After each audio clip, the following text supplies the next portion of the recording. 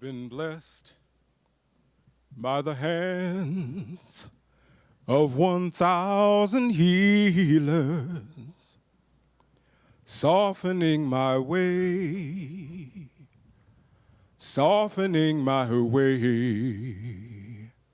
I've been blessed by the hands of 1,000 healers, softening my way to thee. Joy, joy is in my heart, joy is in my heart, joy is in my heart. Joy, joy is in my heart, joy is in my heart, joy is in my heart.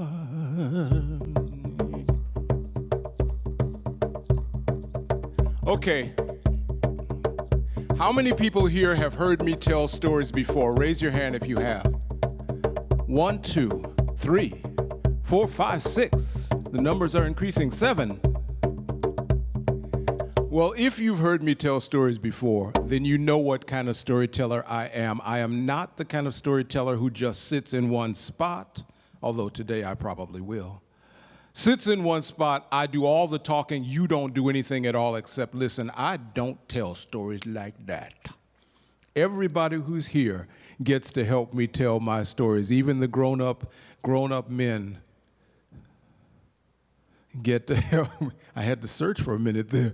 Get to help me tell my stories. And the way that I like to start out is by doing a thing that's called call and response. That means that I will say something, and then I want you to say something back, okay? Okay. In this case, when I say I go, some of you have heard this before. When I say I go, I want you all to say I may. When I say I go, you say I may. I go is spelled A-G-O, and I may is spelled A-M-E. All right? So when I say I go, you say I may. Let's try that one time. I go. Not bad, not bad, not really bad. But I need to hear you a little more. We have to wake up all those people up there on the terrace who are listening for free. I'll go.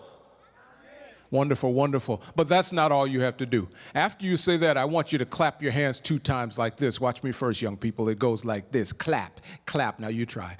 Clap, clap. Good. I want you to hit your shoulders 2 times like this. Shoulders, shoulders. You try. Shoulders, shoulders. Good. I want you to sway to your left. Now, I know I'm going to my right, but I'm facing you. Sway to your left and then to your right.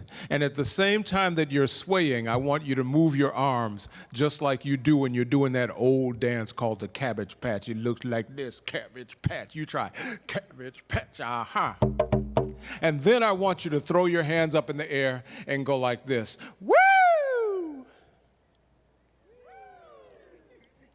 But that's not all we have to do. We have to do all those things, and we have to put it all together in rhythm to this big box drum that I'm sitting on. And this drum comes from Peru. We'll talk about it if there's a little bit of time toward the end. So remember what you have to say. When I say I go, you say, you got it. Here we go. I go. I go. I go. Clap, clap. Shoulders, shoulders, cabbage patch, and woo! Wonderful, wonderful. From now on, if you hear me say I go, I want you to say I may, no matter what else is happening, no matter what else is going on. Even if we're sitting here and 5 live elephants come running down the path here, and they run over and they grab my friend Jan, whom I've only seen about 4 times in the last 30 years, and they drag her out of here and have her for elephant lunch. Even if that happens, if you hear me call out, I go, I want you to say, I may, no matter what else is happening. And then right after you say that, I want you to get real real, quiet, because that means that the next part will be very important for you to hear, and I don't want anybody to miss any part of any of this. I'm so happy to see you all. I'm so happy to be here with you all. This is a little bit different time for most of us. You know, a lot of people, I came here with my mask on, and I've got my hand sanitizer right back here behind my drum, and it might be easy to forget that because we are social, or we are physically distant, it might be easy to forget that we are socially very close. We're very united. You know, our lives influence each other, and we have a lot of effect on how we feel about things from day to day. I love feeling close to people, so I am overjoyed to be out here with you all, and I can see your faces, and I can see you sweat when the sun comes out, which we're going to do our best to prevent the sun from coming out, making it too hot for you. I'll go. How many of you all have heard of Anansi the spider? A-N-A-N-S-I, tiny little spider, comes from Western Africa. You all have, some people have. Well, let me tell you, Anansi is just a little bitty, itsy, teensy, tiny little spider. And there are hundreds of stories about Anansi. Anansi teaches us different things. Anansi teaches us how to be better people because he makes all the mistakes for us, so we don't have to make them. And he learns his lessons so we can learn the best lessons by listening to Anansi stories. Anansi had to learn one time how to say the two magic words. I know you know what they are. I don't hear any volunteers. There you go. What are they again? Say it real loud so they can hear you. Please and thank you. Those are the magic words, but Anansi did not know the magic words. He's like all these grown-ups here. They just don't remember them at all. You learned them at one time, Jan. Yeah, please and thank you. Well, a long time ago, Anansi had a wonderful family. He had a wonderful wife. Her name was Aso. You can help me say that. It was spelled A-S-O, Aso. Help me say it on the count of three. 1, 2, 3. Aso, yes. He had a wonderful little boy. His name was Kwame. You can help me say that on the count of three. 1, 2, 3. Kwame. He had a wonderful little girl. Her name was Afua. You can help me say that. Afua on the count of three. 1, 2, 3. Afua. Anansi, Afua, Kwame, and Aso lived in a house together, and they loved each other very much. But Anansi, well, he wasn't good about listening. You know, he didn't always pay attention to what he should have paid attention to. And his wife, Asa, was always trying to get him to say the magic words. She'd look at him, she'd say, Anansi, why don't you ever say the magic words? Why don't you say please? Why don't you say thank you? And this is what he'd do. He'd look at her and he'd say, yeah, yeah, yeah. That's all he ever did. Well, now one day, Anansi and Aso, Kwame and Afua were sitting around in the house, and they were feeling very, very hungry because there was nothing for them to eat.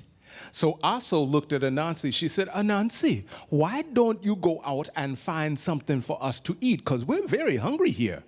And he looked at her, and you know what he said. He said, yeah, yeah, yeah.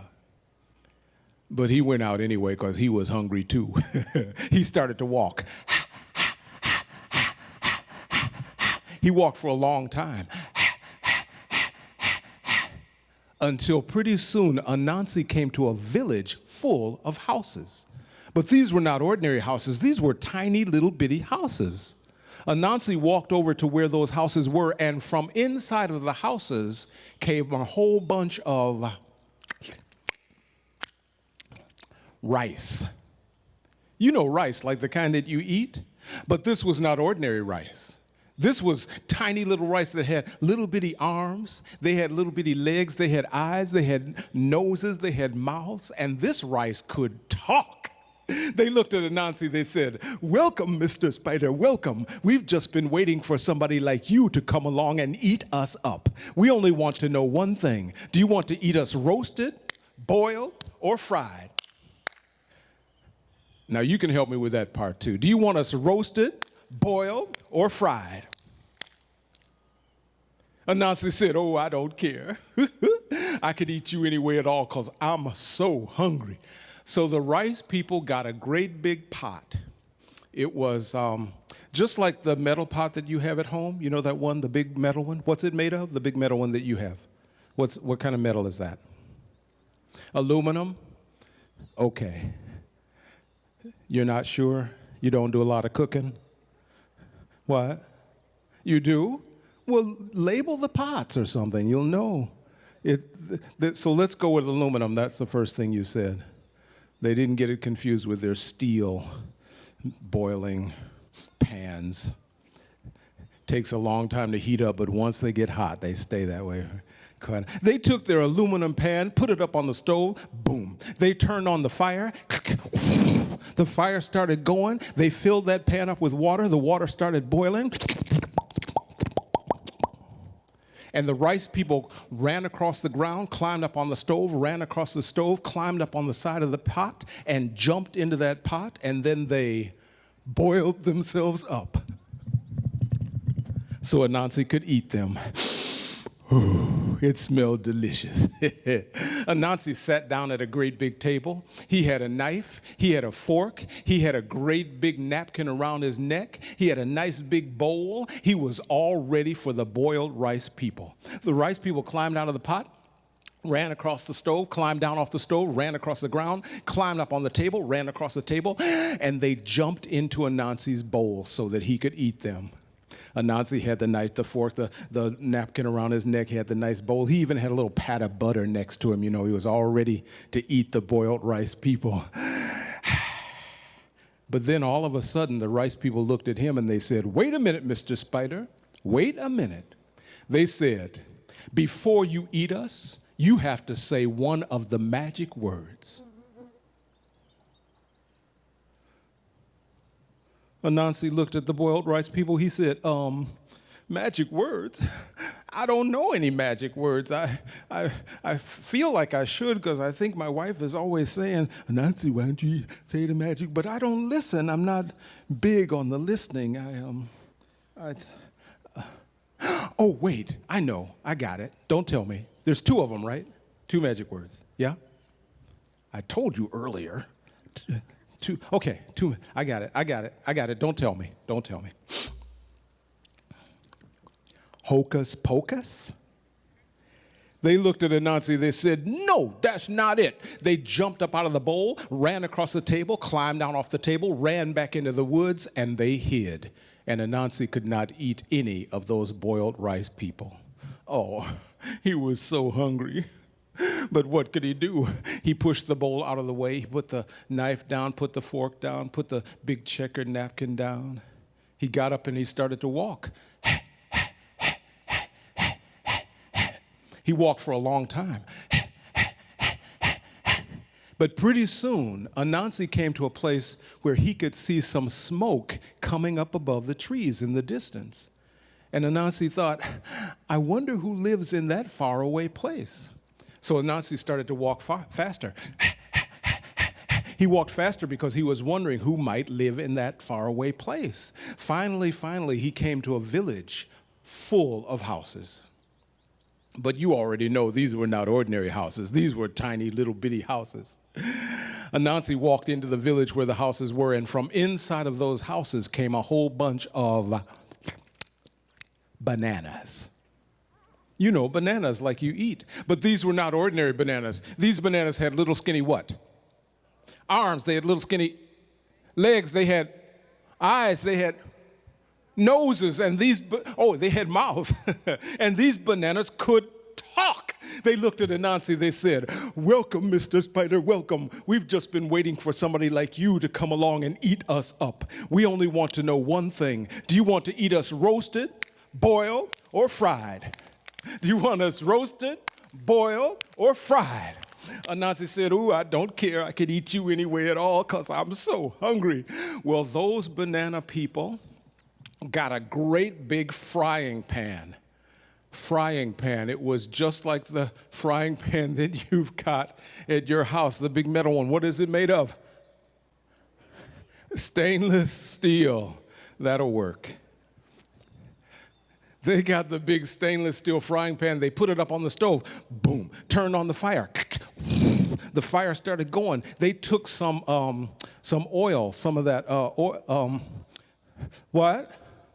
No, not coconut oil. This was well, you know that. What? Peanut oil? No, that makes too much smoke. Not olive oil. It was.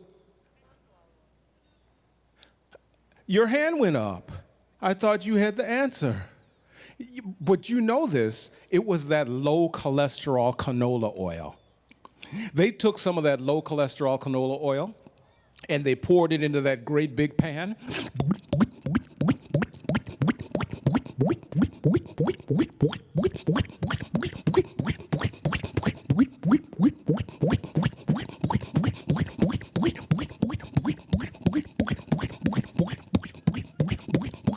Well, I told you it was big.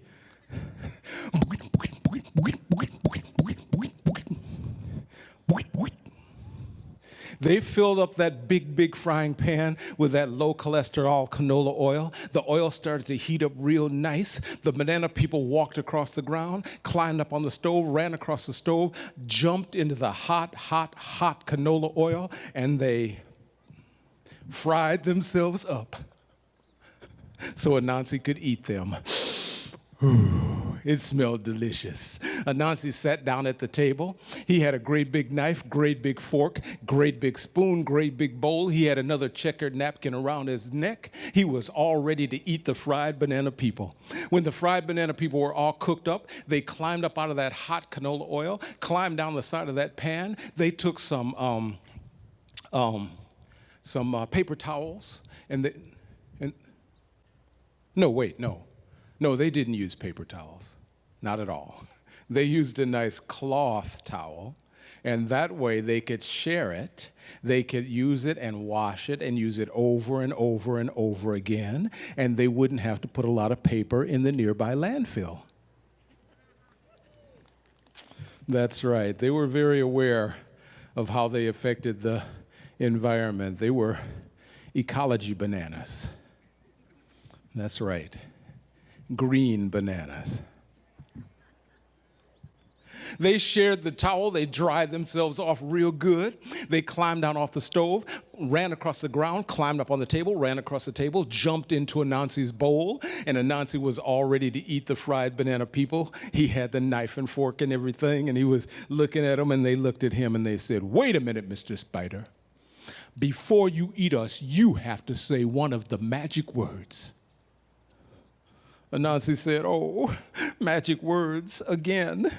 But I don't know any magic words. I mean, I feel like I should because my wife tells me something, but I'm not big on the listening. Oh, wait a minute. I got it. I know what they are. There's two of them, right? Two magic words? Yeah. And it's not hocus pocus. I know that. I know. There's two. I got it. Don't tell me. I got it. Abracadabra? They looked at Anansi. They said, "No, that's not it." They jumped up out of the bowl, ran across the table, climbed down off the table, ran across the ground, back into the woods, and they hid. And Anansi could not eat any of those fried banana people. Oh, he was so hungry. He didn't know what to do. He pushed the bowl out of the way, put the napkin down, put the knife and fork down, got up, started to walk again. He walked for a long time. But then Anansi saw some smoke coming up above the trees. He started to walk faster. He was walking faster because he thought of all the delicious food that might be in that faraway place. He was walking faster because he thought it might be the village where let me get my friend in the young man in the blue shirt. What kind of food did he think was there? Blueberries? What are you eating? Muffin? Is that what he said? Muffins? Blueberry muffins? So that was a pretty easy choice for you. He thought it might be the village where the blueberries lived. He was walking real fast. He was walking fast because he thought it might be the village where the what? What kind of food? Peanuts. He thought it might be the village where the peanuts lived. He was walking real fast. He thought it might be the village where who else wants to volunteer? Raise your hand. The what? Hot dogs? He thought it might be the village where the hot dogs lived. He was walking real fast. Let's get a few more. He thought it might be the village where the hamburgers, apples. Oh, I sounded like hamburgers from here. Maybe they were ham-apples. Apple burgers. Anyway, he started to walk real fast because he thought it might be the village where the apples lived. He was walking real fast. He thought it might be the village where the what? Somebody help me with the voice. Pizza. Oh my goodness. What kind of pizza?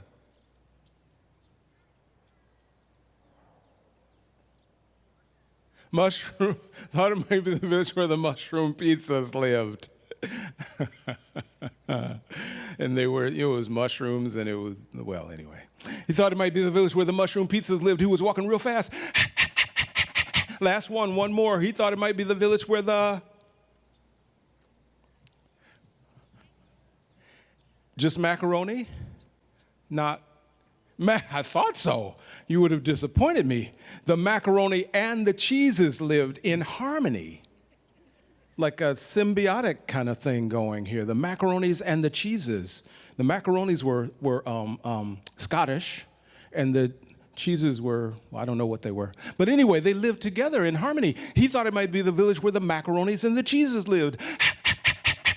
He was walking real fast, and pretty soon he came to a place where there was a great big fence with a gate in it. And he thought, this place looks familiar. So he walked up to the fence, and he didn't knock on the fence. He called out. He said, "I go." And somebody inside said, "Amen." And Anansi thought, that voice sounds familiar. So he walked up to the gate. He opened the gate. Every gate in every story you will ever hear always squeaks. And every door. He walked into the gate, and guess who was on the other side of that gate? Who? I heard somebody say. Came from his wife, Aso. She was standing right there. She looked at Anansi. She said, "Anansi, what are you doing back here so soon?"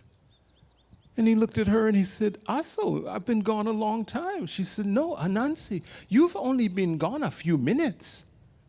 He said, "No, I went to this place and I think Aso, I'm so hungry. Is there anything to eat? Please."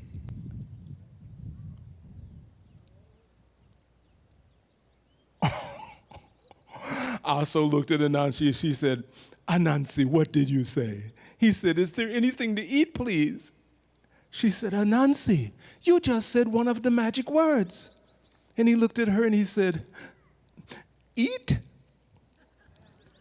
She said, "No, Anansi, please is one of the magic words." Anansi thought, "Please." And he and Aso started singing it. "Please, please, please, please, please." Well, you know what? Aso took Anansi back into the house, and she made him a delicious bowl of soup. Now, it wasn't much, because remember, they didn't have much at their house. They just had some onions and salt and pepper and basil, because that's all you need. Basil makes everything taste better. Remember that, those of you who are budding chefs, if you just sprinkle a little basil on there, it'll be delicious. She made him a nice bowl of soup. Anansi ate all the soup. And when he finished, he looked at Aso and he said, "Thank you." Because that time he knew. See, he said, "Thank you." And she said, "Anansi, that's another one of the magic words." And they both started singing, "Please, thank you, please, thank you, please, thank you, please, thank you." Well, you know what? Anansi told Aso all about those places where he had been, the places with the rice people and the banana people, but she did not believe him. So they went out and they looked for those places. But no matter how hard they looked, they were never, ever, ever able to find those places again. But that was okay, because after that day, Every time Anansi wanted somebody to do something for him, you know what he said? Please. And after they did it, do you know what he said? Thank you. He said it every single time. And grown-ups, so should you. And that is the end of that story.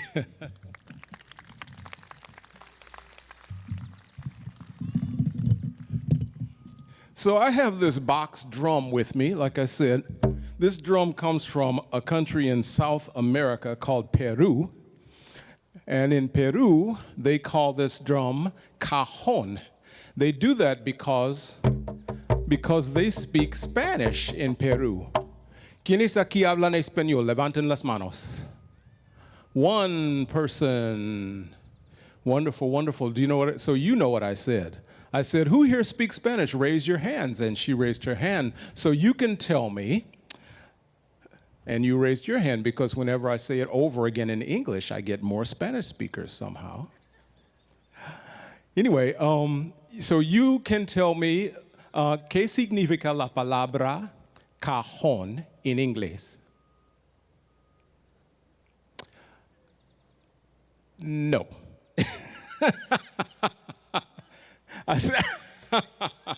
I said, what does the word cajon mean in English? And she said, drum.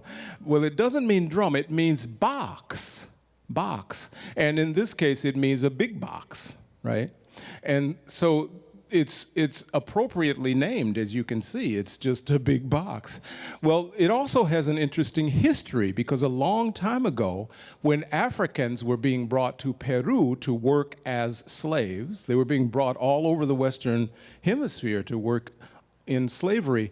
And when they were being brought to Peru, they weren't allowed to play the traditional drums that they used to play because they could send messages and understand what people were saying through the drums. So they were forbidden to play the drums, but they were really smart. They used to take the dresser drawers from the drawers in the dressers in the buildings where they worked, and they would sit on them and play them like drums.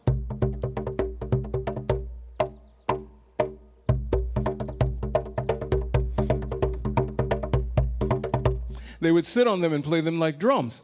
And so in Peru, not only does the word cajon mean box, which it means all over the Spanish-speaking world, it also means drawer in Peru. So there's an interesting history. Anyway, let's see. I need help with this next piece. I need some people who can help me, who can volunteer. So I need 5 people to volunteer. You obviously don't have to move to do this. You can do it from where you're sitting. We want to maintain our physical distance and our social closeness. And we'll respect and take care of each other. I don't see anybody raising a hand to volunteer. There's one tiny little hand, and I think that person is going to need help because this is a little bit complicated for a 4-year-old. Are you 4? 4.5. I'm off by 6 months. And there's another small person's hand. We need a few older people who can help with this. I should have stipulated those of you who are that guy's age and older. So we have 1. We need 4 more adults. There's 2 with a red cap on over there. And then 3 is our Spanish-speaking person. ¿Dónde aprendiste español? The question was, where did you learn Spanish? And college. Oh, you took that first semester course, yeah.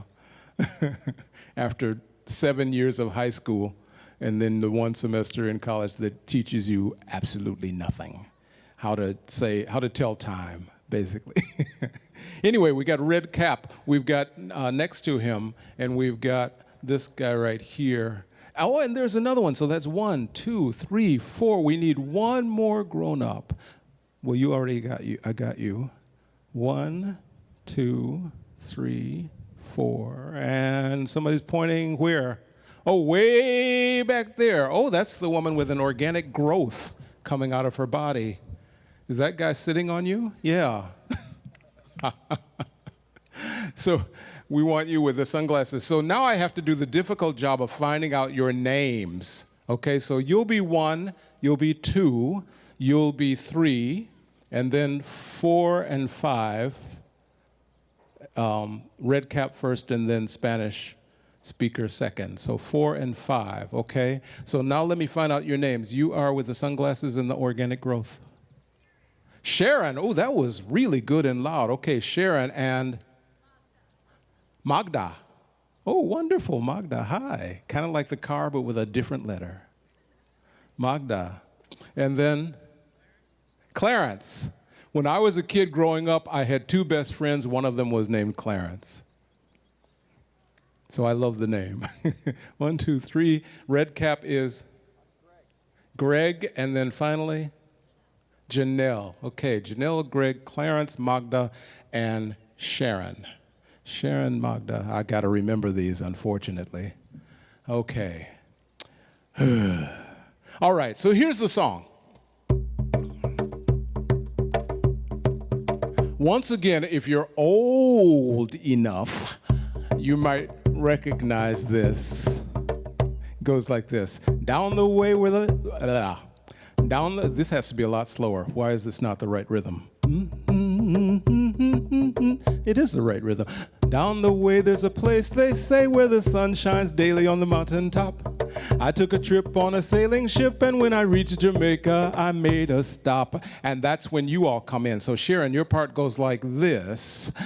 Sad to say, I'm on my way. All right, so that's what you have to do. Ready? Let's try it. Sad to say, I'm on my way. Don't forget the pointing part. Okay, so sad to say, I'm on my way. Wonderful. Hold on 1 minute. Magda, your part goes like this.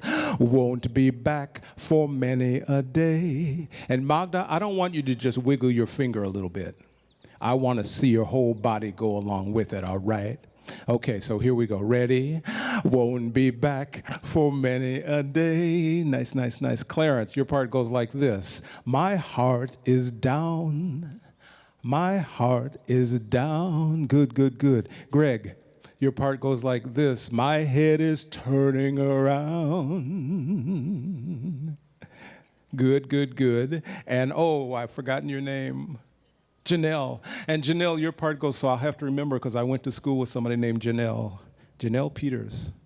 Janelle, your part goes like this. I had to leave a little girl in Kingston Town. All right, let's try it. I had to leave a little girl in Kingston Town. Good.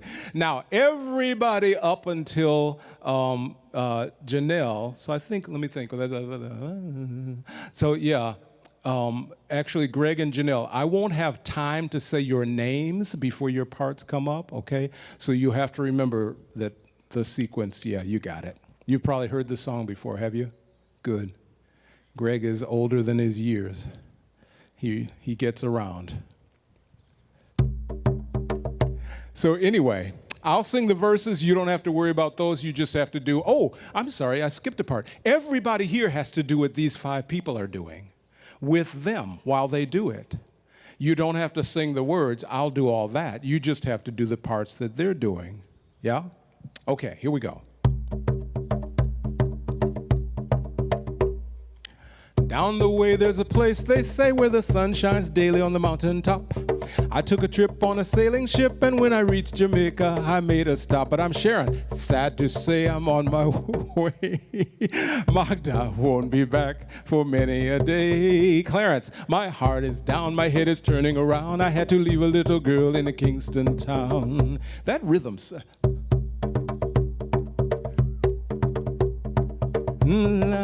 That's not right either. It's close to one of those two. I'll just use the first one, but I'm not remembering it.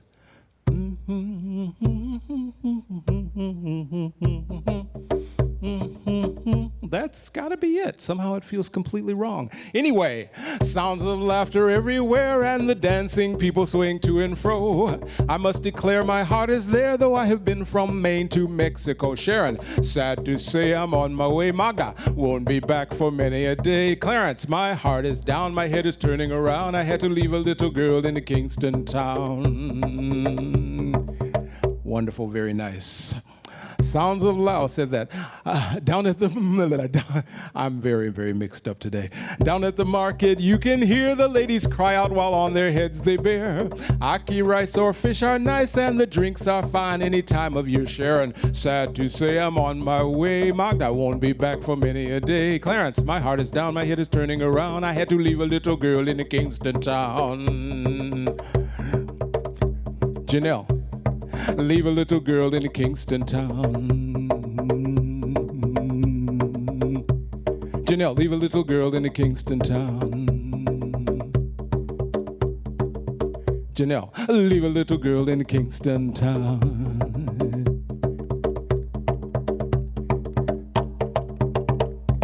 Give yourself some applause.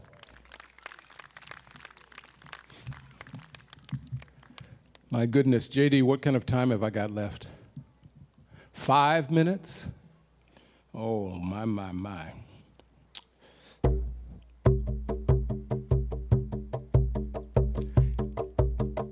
A long time ago, there was this camel. And this camel wanted to be a dancer. She wanted to be a dancer because she loved beautiful things. And she thought that if she could dance, she would be even more beautiful than she already was. So you know what she did? She went out into the desert and she started to dance. She did all kinds of dances that she knew how to do, because this happened during the era when I was growing up. So there were a lot of dances that were around that were popular then that many of you may not know today, but that camels used to do. She did the twist. She did the swim. She did the monkey. Now, you all know, that the desert is very hot, right? And the hot sun baked down on the camel, on her back, on her muscles, on her feet, on her toes. It was so hot, she was not having a good time. She was not having any fun, but she did not give up.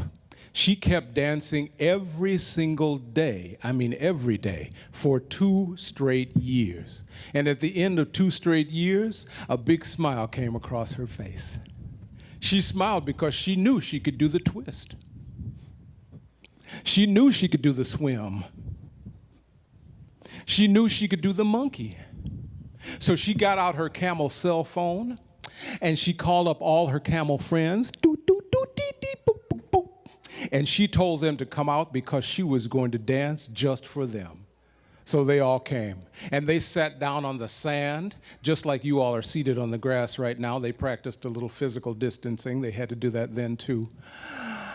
And when everybody was seated, she started to dance. She did the twist. She did the swim. She did the monkey.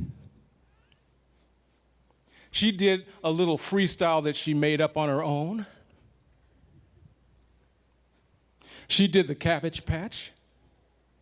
And when she finished, she took a great big bow.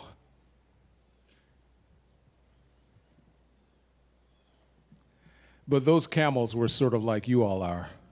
They weren't very polite. They didn't applaud at all. They just sat there. I know it's hot. Yeah, I know it's a lot of effort, but they just sat there. And for a long time, the camel dancer just stood there. She didn't know what to do. But then all of a sudden, that big smile came back across her face. She smiled because she knew she could dance. She knew she could do the twist.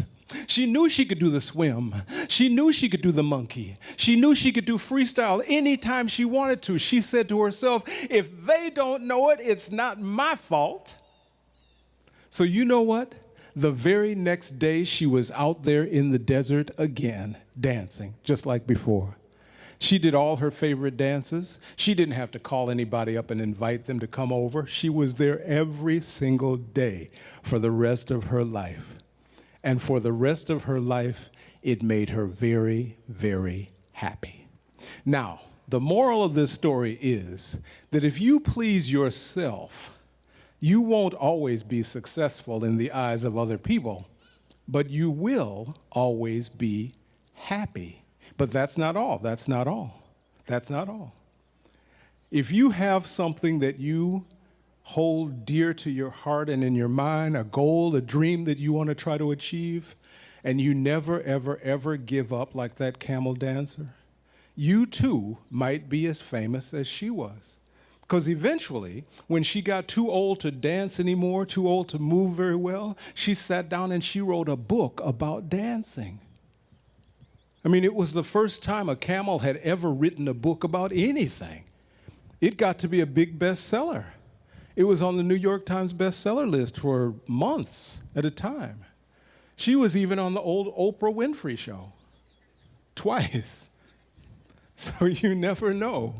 If you stick with your dream and you never give up, you too can be great. And that is the end of that story.